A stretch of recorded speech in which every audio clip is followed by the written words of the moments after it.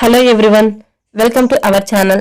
ఈరోజు కథ you are my devil part 5.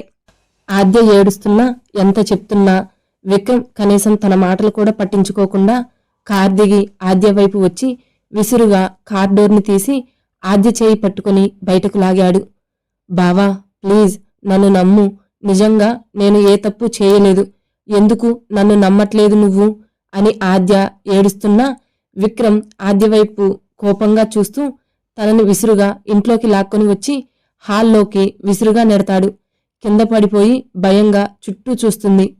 Vimala గారు హాల్లో వినిపిస్తున్న ఆద్య ఏడుపులకి పరుగున అక్కడికి వచ్చేసరికి, అత్తయ్య, బాబుని తీసుకొని లోపలికి వెళ్ళు, అలాగే డోర్ క్లోజ్ చేసుకో అని ఆద్య విమల గారికి చెప్పేసరికి ఆవిడ కంగారుగా, విక్రమ్ ఏం చేస్తున్నావురా అని అరుస్తున్నా, అత్తయ్య ప్లీజ్ అని ఆద్య అరిచేసరికి విమల గారు బాబుని తీసుకుని రూంలోకి వెళ్లి డోర్ లాక్ చేసుకుంటారు.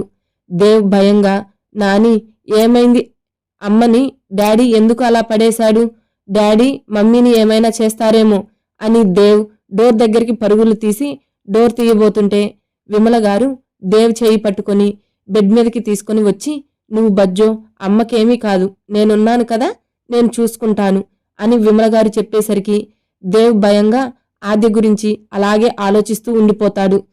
విక్రమ్ క్లాప్స్ కొడుతూ, నువ్వు ఎంత మాయలాడివే, మా అమ్మని కూడా నీ గ్రూప్లో పెట్టుకున్నావు, నిన్ను నమ్మాలంటే ఎలా నమ్మాలి చెప్పు, ఇంత అమాయకంగా ఉంటావు, మమ్మల్ని మోసం చేస్తున్నావు, నీకు అంతగా వాడే కావాలి అనుకుంటే నా జీవితంలోకి ఎందుకు వచ్చావు అని విక్రమ్ అరిచేసరికి, బావా అసలు జరిగిందేంటో నువ్వు ఎందుకు నన్ను అర్థం చేసుకోవట్లేదు, నేను చెప్పేది వినొచ్చు కదా అని ఆద్య ఏడుస్తూ ఉండేసరికి విక్రమ్ తన మాటలు పట్టించుకోకుండా తన ప్యాంటుకు ఉన్న బెల్ట్ విప్పి అతని చేతికి చుట్టి గట్టిగా విదిలించేసరికి ఆద్య వెన్ను జలధరిస్తుంది.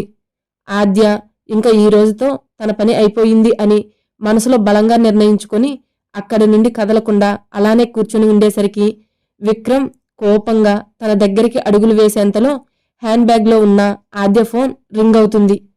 విక్రమ్ ఆద్య వైపు చూస్తే ఈ టైంలో ఫోన్ ఇంపార్టెంట్ అని ఆద్యకి తెలుసు. కానీ అది విక్రమ్ ముందు లిఫ్ట్ చేస్తే అతను ఎలా రియాక్ట్ అవుతాడో తెలియక ఆద్య భయంగా హ్యాండ్ బ్యాగ్ తీసుకోవడానికి లేస్తుంది.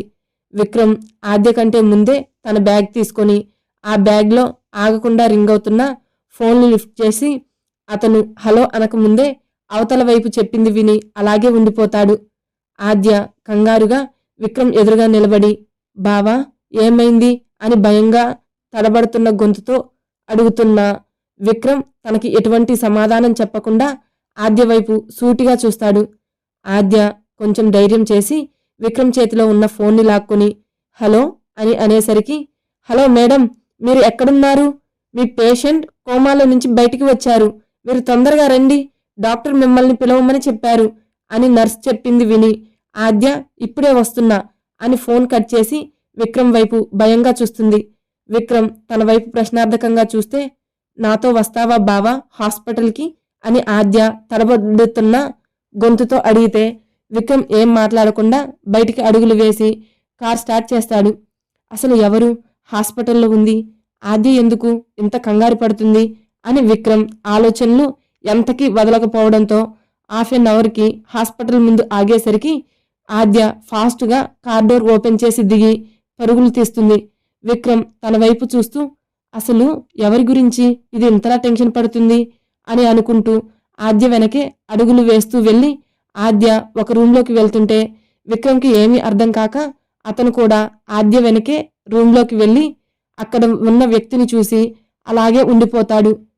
ఆద్య బెడ్ మీద ఉన్న వ్యక్తి దగ్గరికి వెళ్ళి, గౌతమ్ బావా ఇప్పుడు ఎలా ఉంది నీకు అని పలకరిస్తే అతను అప్పటికే కళ్ళు తెరిచి గంట పైనే కావడంతో నిదానంగా మాటలు కూడా తీసుకొని ఆద్య చేయి పట్టుకొని పర్వాలేదు అన్నట్టుగా కళ్ళు ఆర్పి, అమ్మ ఎక్కడా అని అడుగుతాడు. అమ్మ ఇంట్లో ఉంది, ఇంకా నీ గురించి నేను చెప్పలేదు బావా అని ఆద్య చెప్పేసరికి, మరి బాబు అని చాలా ఆశగా అడిగిన గౌతమ్ వైపు నవ్వుతూ చూస్తూ, బాబు చాలా బాగున్నాడు, మీకు ఇచ్చిన మాట కోసం తనని నా ప్రాణంలా చూసుకుంటున్నాను అని ఆద్య చెప్పేసరికి అసలు అతను ఏం వింటున్నాడో అర్థం కాక విక్రమ్ అలాగే షెల్లా మిగిలిపోతే గౌతమ్ చుట్టూ చూస్తూ అక్కడ కనిపించిన విక్రమ్ని చూసి సంతోషంగా నవ్వుతూ నా కోసం వాడిని తీసుకొని వచ్చావా అని అడుగుతాడు. ఆద్య ఏం మాట్లాడకుండా తలదించుకోవడంతో విక్రమ్కి ఏమీ అర్థం కాక గౌతమ్ దగ్గరికి వెళ్ళి అన్నయ్య అని పిలిచేసరికి కొన్ని సంవత్సరాల తర్వాత తన నోటి వెంట అన్నయ్య అని ప్రేమగా విక్రమ్ పిలుస్తుంటే గౌతమ్ సంతోషంగా కన్నీళ్లు విడుస్తాడు. గౌతమ్ ఆద్య వైపు చూసి కీర్తి ఎక్కడ ఉందిరా అని అడిగితే ఆద్య ఏం చెప్పలేక ఏడుస్తూ అక్కడి నుంచి బయటికి వెళ్ళిపోతుంది. వెళ్తున్న ఆద్య వైపు కంగారుగా చూస్తూ విక్రమ్ ఏమైందిరా, ఆద్య ఎందుకు ఏడుస్తుంది అని అడిగితే విక్రమ్ ఆశ్చర్యంగా కీర్తి ఎవరు అన్నయ్య అని అడిగేసరికి నీకేం తెలియదా అని గౌతమ్ అంటుంటే దేని గురించి మాట్లాడుతున్నావు అని విక్రమ్ అనేసరికి గౌతమ్కి స్ట్రెస్ ఎక్కువయ్యి బీపీ పెరగడంతో నర్స్ అది గమనించి సార్ మీరు బయట వెయిట్ చేయండి అని నర్స్ ఫాస్ట్గా డాక్టర్ దగ్గరికి వెళ్ళి డాక్టర్ ఆయనకి బీపీ పెరుగుతుంది అని చెప్తే డాక్టర్ కంగారుగా హో గాడ్ ఈ టైంలో అలా జరగకూడదు ఆద్య మీరు అనేసరికి పదండి డాక్టర్ అని డాక్టర్తో మాట్లాడుతున్న ఆద్య డాక్టర్ ఇద్దరు కంగారుగా అక్కడికి వచ్చేసరికి రూమ్ బయట నిలబడి విక్రమ్ అసలు తనకి ఏం అర్థం కాక ఆద్య వైపు అలానే చూస్తూ నిలబడతాడు. ఆద్య కంగారుగా విక్రమ్ దగ్గరికి వచ్చి బావా అత్తయ్యకి కాల్ చేసి బాబుని తీసుకొని హాస్పిటల్కి రమ్మని చెప్పవా అని అడిగితే విక్రమ్ ఆద్య వైపు అలానే చూస్తూ ఉండడం గమనించి ప్లీజ్ కాల్ చేయి బావా అని అనేసరికి విక్రమ్ విమల గారికి కాల్ చేస్తాడు. ఆవిడ బాబుని అప్పుడే నిద్రపుచ్చి హాల్లోకి వచ్చి చూసేసరికి అక్కడ విక్రమ్ ఆద్య కనిపించకపోవడంతో కంగారుగా అనిపించి మొబైల్ తీసుకొని ఆద్యకి ఫోన్ చేయడం కోసం చూస్తూ ఉంటే ఇంతలోనే విక్రమ్ ఫోన్ నుంచి ఆవిడికి ఫోన్ రావడంతో కంగారుగా కాల్ లిఫ్ట్ చేసి హలో ఎక్కడికి వెళ్ళావురా, దానిని ఏమైనా చేశావా అని భయంగా అడుగుతుంటే అమ్మా డ్రైవర్ని పంపిస్తున్నా హాస్పిటల్కి రా అని విక్రమ్ ఇంకొక మాట మాట్లాడకుండా కాల్ కట్ చేశాడు. టుడే నా రాక్షసుడు స్టోరీ ఒక భాగం ఇవ్వగలుగుతానండి. Today you are my devil 3 episodes ఇస్తున్నాను. అండ్ ఇంకోటి మన్నించి ఓ ప్రేమ స్టోరీ అడుగుతున్నారు కదండి, అది కూడా ఇస్తాను. ఏంటంటే సేవ్ చేస్తుంటే డౌన్లోడ్ కావట్లేదు, అందుకనే ఆపాను.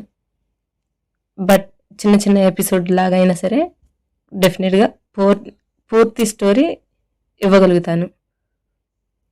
అర్థం చేసుకోండి please. Please subscribe to my channel.